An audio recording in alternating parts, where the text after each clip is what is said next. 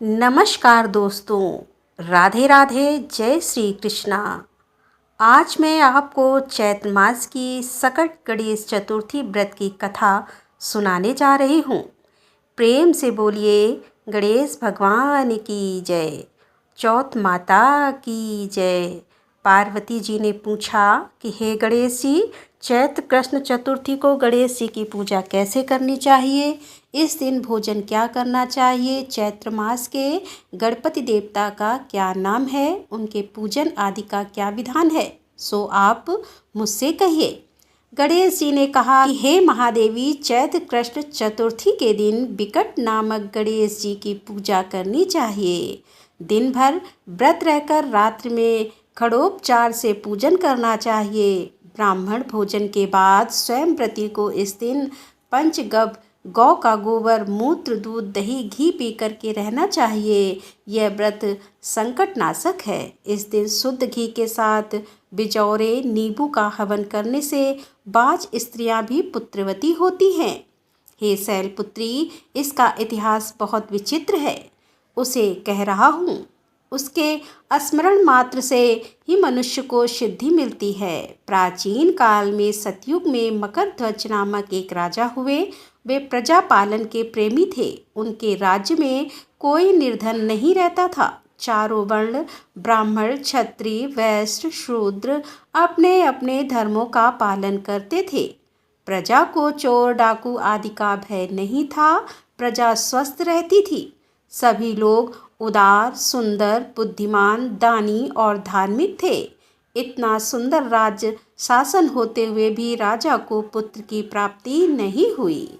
तत्पश्चात महर्षि यज्ञवल्क्य की कृपा से उन्हें कालांतर में एक पुत्र की प्राप्ति हुई। राजा राज्य का भार अपने मंत्री धर्मपाल को सौंपकर विविध प्रकार के खेल खिलौने से अपने राजकुमार का पालन पोषण करने लगे। राज्य शासन हाथ में आ जाने के कारण मंत्री धर्मपाल धन्य धाम द्वार समृद्धि हो गए। मंत्री महोदय को एक से एक बढ़कर 5 पुत्र हुए। मंत्री के पुत्रों का धूमधाम के साथ विवाह हुआ और वे सब धन का उपभोग करने लगे। मंत्री के सबसे छोटे लड़की के बहू अत्यंत धर्मपरायण थी। चैत्र कृष्ण चतुर्थी आने पर उसने भक्तिपूर्वक गणेश जी का पूजन किया। उसका पूजन और व्रत देखकर उसकी सास कहने लगी, अरे क्या तंत्र मंत्र द्वारा मेरे पुत्र को वश में करने का उपाय कर रही है। बार बार सास द्वारा निषेध किए जाने पर भी जब बहू ने ना माना तो सास ने कहा, अरे दुष्टा, तुम मेरी बात नहीं मान रही है, मैं पीट कर तुझे ठीक कर दूंगी। मुझे यह सब तांत्रिक अविचार पसंद नहीं है। इसके उत्तर में बहू ने कहा कि हे सासू जी, मैं संकट नाशक गणेश जी का व्रत कर रही हूँ। यह व्रत अत्यंत फलदायक होता है। अपनी पतोहू की बात सुनकर उसने अपने पुत्र से कहा कि हे पुत्र, तुम्हारी बहू जादू टोने पर उतारू हो गई है। मेरे कई बार मना करने पर भी वह दुराग्रह बस नहीं मान रही। इस दुष्टा को मार पीट कर ठीक कर दो। मैं गणेश को नहीं जानती कि यह कौन है और इनका व्रत कैसे होता है। हम लोग तो राजकुल के मनुष्य हैं, फिर हम लोगों की किस विपत्ति को यह नष्ट करेंगे। माता की प्रेरणा से उसने बहू को मारा पीटा। इतनी पीड़ा सहकर भी उसने व्रत किया। पूजा उपरांत वह गणेश जी का स्मरण करती हुई उनसे प्रार्थना करने लगी कि हे गणेश जी, सास ससुर को किसी प्रकार का कष्ट दीजिए। हे गणेश्वर, जिससे उनके मन में आपके प्रति भक्ति भाव जागृत हो। विभु विश्वात्मा गणेश जी ने सबके देखते ही देखते राजकुमार का अपहरण करके मंत्री धर्मपाल के महल में उसे छिपा कर रख दिया। बाद में उसके वस्त्र आभूषण आदि उतार कर राजमहल में फेंक दिया और स्वयं अंतर्ध्यान हो गए। इधर राजा अपने पुत्र को शीघ्रता से पुकारा, परंतु कोई उत्तर ना मिला। फिर उन्होंने मंत्री के महल में जाकर पूछा कि मेरा राजकुमार कहाँ चला गया। महल में उसके सभी वस्त्राभूषण तो हैं, लेकिन राजकुमार कहाँ चला गया। किसने ऐसा निंदनीय कार्य किया है। हाय, मेरा राजकुमार कहाँ गया। राजा की बात सुनकर मंत्री ने उत्तर दिया कि हे राजन, आपका चंचल पुत्र कहाँ चला गया इसका पता मुझे नहीं है। मैं अभी गांव, नगर, बाग बगीचे आदि सभी स्थानों में खोज करता हूँ। इसके बाद राजा अपने सभी नौकरों, सेवकों आदि से कहने लगे कि हे अंगरक्षकों, मंत्रियों, मेरे पुत्र का पता शीघ्र ही लगाओ। राजा का आदेश पाकर दूत लोग सभी स्थानों में खोज करने लगे। जब कहीं भी पता न लगा तो आकर राजा से डरते डरते निवेदन किया कि महाराज, अपहरणकारियों का कहीं सुराग न मिला। राजकुमार को आते जाते किसी ने नहीं देखा। उनकी बातों को सुनकर राजा ने मंत्री को बुलवाया।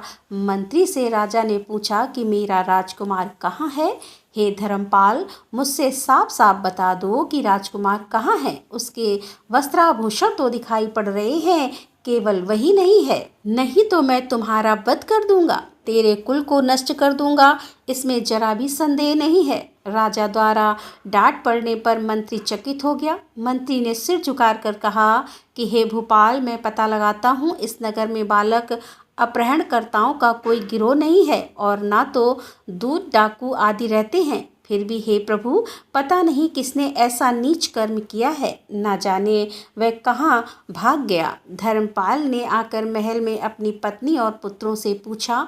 अपनी सभी बहुओं को बुलाकर भी मंत्री ने पूछा कि यह अधर्म किसने किया है। यदि राजकुमार का पता नहीं लगा तो राजा मुझ अभागे के वंश का विनाश कर देगा। ससुर की बात सुनकर छोटी बहू ने कहा कि हे दादाजी, आप इतने चिंतित क्यों हो रहे हैं। आप पर गणेश जी का कोप हुआ है, इसीलिए आप गणेश जी की आराधना कीजिए। राजा से लेकर नगर के समस्त स्त्री पुरुष, बालक, वृद्ध संकटनाशक गणेश चतुर्थी का व्रत विधि पूर्वक करें तो गणेश जी की कृपा से राजकुमार मिल जाएंगे। मेरा वचन कभी मिथ्या नहीं होगा। छोटी बहू की बात सुनकर ससुर ने हाथ जोड़कर कहा कि हे बहू, तुम धन्य हो, तुम मेरा और मेरे कुल का उद्धार कर दोगी। गणेश जी की पूजा कैसे की जाती है, हे सुलक्षणी, मुझे बताओ। मैं मंद बुद्धि होने के कारण व्रत के महात्म्य को नहीं जानती। हे कल्याणी, हम लोगों से जो भी अपराध हुआ हो उसे क्षमा कर दो और राजकुमार का पता लगा दो। तब सब लोगों ने कष्टनाशक गणेश चतुर्थी का व्रत करना आरंभ किया। राजा सहित समस्त प्रजाजनों ने गणेश जी की प्रशंसा के लिए व्रत किया। इससे गणेश जी प्रसन्न हो गए। सब लोगों के देखते ही देखते उन्होंने राजकुमार को प्रकट कर दिया।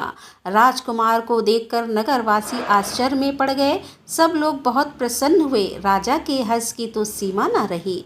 सब लोग कह उठे, गणेश जी धन्य हैं और साथ ही साथ मंत्री की कल्याणी पतोहू भी धन्य है, जिसकी कृपा से मेरा पुत्र यमराज वहां जाकर भी लौट आया। अतः सब लोग इस संतानदायक व्रत को निरंतर विधि पूर्वक करते रहे। श्री कृष्ण ने कहा है कि हे राजन युधिष्ठिर, त्रिलोक में इससे बढ़कर कोई दूसरा व्रत नहीं है।